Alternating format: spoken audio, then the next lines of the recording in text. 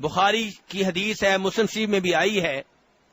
آپ سب نے ایک واقعہ سنا ہوگا، میں واقعے کی تفصیل میں نہیں جاؤں گا، میں صرف اس سے مسئلہ اخذ کرنا چاہوں گا.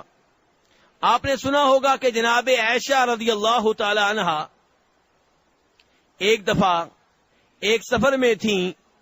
نبی علیہ الصلوۃ والسلام نے ایک جگہ پڑاؤ ڈالا، سب لوگوں نے آرام کیا. پھر آپ نے قافلے کی روانگی کا اعلان کر دیا، قافلہ روانہ ہو گیا، لیکن جناب عائشہ وہیں رہ گئیں. کیوں وہیں رہ گئی تھیں؟ کیوں رہ گئی تھیں جی؟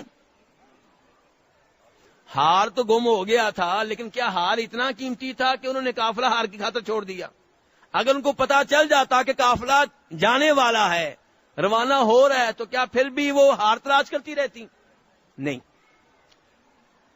قضائے حاجت کے لیے گئیں، ہار گم ہوا، ہار تلاش کرتی رہی، لیکن یہ پتا نہیں چل سکا کہ قافلہ روانہ ہو رہا ہے. واپس آئیں تو قافلہ جو تھا روانہ ہو چکا تھا،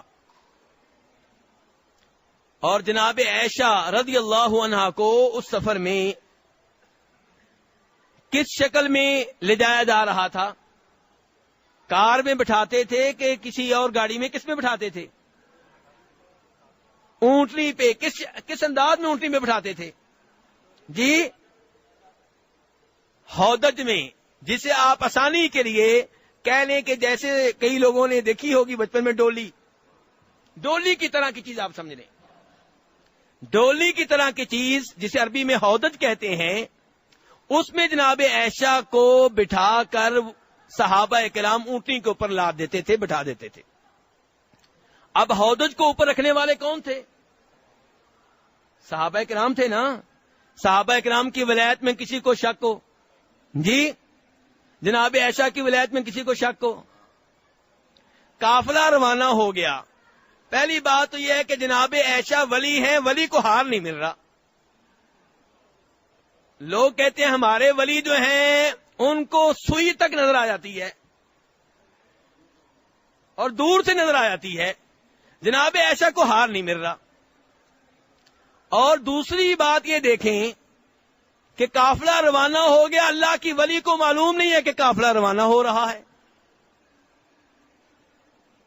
تیسرے نمبر پہ ان صحابہ کرام کو دیکھیں، 4-5 ولی مل کے ان کا ہودج اٹھا کے اونٹنی کے اوپر رکھتے ہیں، اور جناب عائشہ کو کا ہودج اونٹنی کے اوپر رکھ دیا گیا. وہ ڈولی سی اونٹنی کے اوپر رکھ دی گئی، انہیں پتہ نہیں چل سکا کہ ڈولی کے اندر، ہودج کے اندر جناب عائشہ موجود نہیں ہے.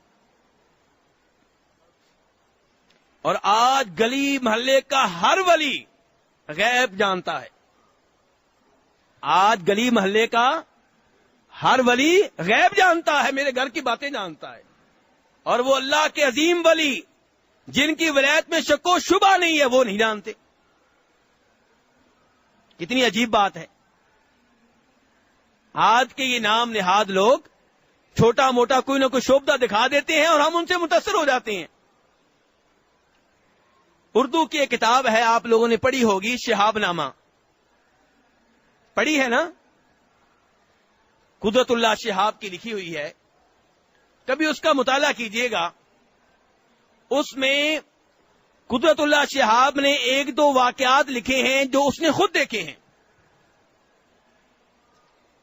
ایک جگہ لکھتا ہے ایک ولی کے بارے میں، ایک پیر کے بارے میں، کہتا ہے کہ لوگ اس کے پاس دور دور سے آتے تھے تعویذ لینے کے لیے، خصوصاً وہ عورتیں جن کے پاس اولاد نہیں ہوتی تھی. دور دور سے عورتیں آتی، پیر صاحب کے پاس پہنچتی، پیر صاحب تعویذ لکھنے لگتے تو اچانک دیکھتے کہ سیاہی ختم ہو گئی ہے. یہ وہ زمانہ تھا جس زمانے میں لوگ لکھتے تھے کس کے ساتھ؟ اس زمانے کے قلم کے ساتھ، یعنی سیاہی کے ساتھ لکھتے تھے. دوات موجود ہوتی تھی، اس میں سے سیاہی لیتے تھے. پیر صاحب لکھنے لگے تو پتا چلا کہ سیاہی ختم ہو گئی ہے. پیر صاحب معذرت کر لیتے کہ میں تعویذ نہیں لکھ سکتا، اب سیاہی آئے گی تو لکھیں گے.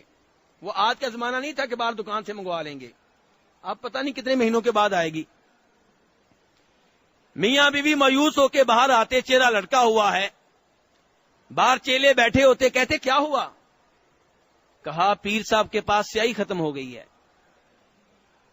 چیلا کہتا کوئی مسئلہ نہیں ہے، بیگم کا زیور اتار کے میرے حوالے کر دو، پیر صاحب سیاہی کے بغیر بھی لکھ سکتی ہیں، میں سفارش کروں گا. سفارش ہوتی اور پیر صاحب پھر جیب سے قلم نکالتے جو بغیر سیاہی کے لکھتا. یہی قلم جو آج کل عام ہے اس زمانے میں کسی کسی کے پاس ہوتا تھا، پیروں کے پاس. پیسہ تو ان کے پاس ہوتا ہے نا، ایسے شعبدوں کی ضرورت رہتی ہے منگوا لیتے ہیں، جو نیا شعبدہ ہوتا ہے وہ حاصل کر لیتے ہیں.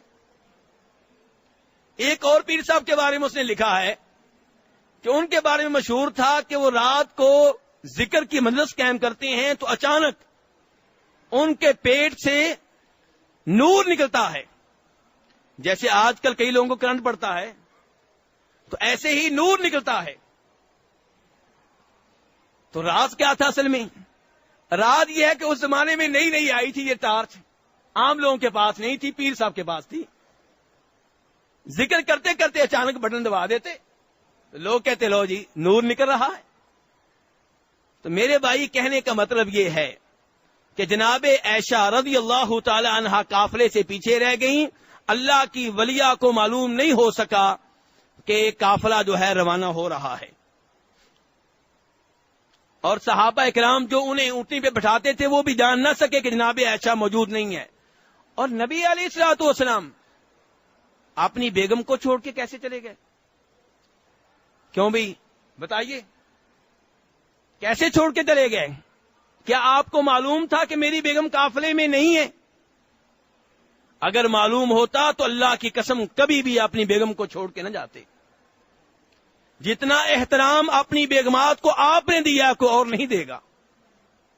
آپ تو وہ عظیم نبی ہیں کہ ایک دفعہ آپ کی بیگم جناب صفیہ نے رضی اللہ تعالی عنہا اونٹنی پہ سوار ہونا تھا، آپ نے اپنا با برکت گھٹنا ان کے آگے کر دیا کہ یہاں پہ پاؤں رکھ کے سوار ہو جاؤ.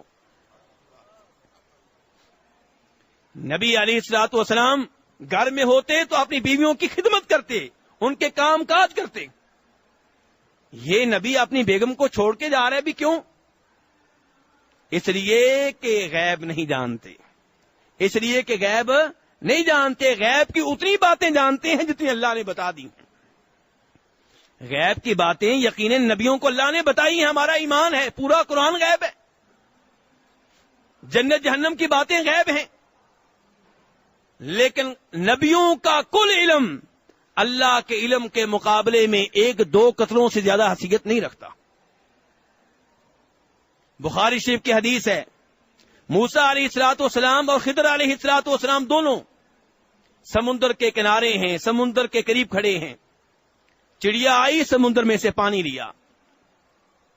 چڑیا نے پانی لیا تو جناب خضر علیہ السلام کہنے لگے، اور صحیح بات یہ ہے کہ وہ بھی نبی ہیں، نبی سے کہہ رہے ہیں کہ موسیٰ تمہارے سامنے چڑیا آئی، پانی لیا، اس کے پانی لینے سے کیا سمندر کے پانی کو کوئی فرق پڑا ہے؟ اس میں کوئی کمی آئی ہے؟ کہنے لگے نہیں. کہا یہی مثال ہے میرے اور تمہارے علم کی اللہ کے علم کے سامنے.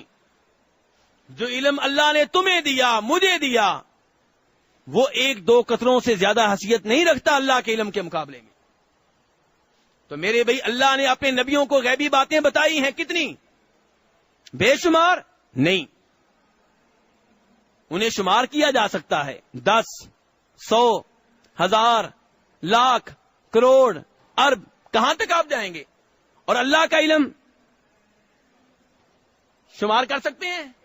اس کا کوئی شمار نہیں ہے، اس کی کوئی تعداد نہیں ہے. کوئی ایسا کلمہ ہے ہی نہیں، کوئی ایسا لفظ ہے ہی نہیں جس کے ساتھ اللہ کے علم کی مقدار کو بیان کیا جائے.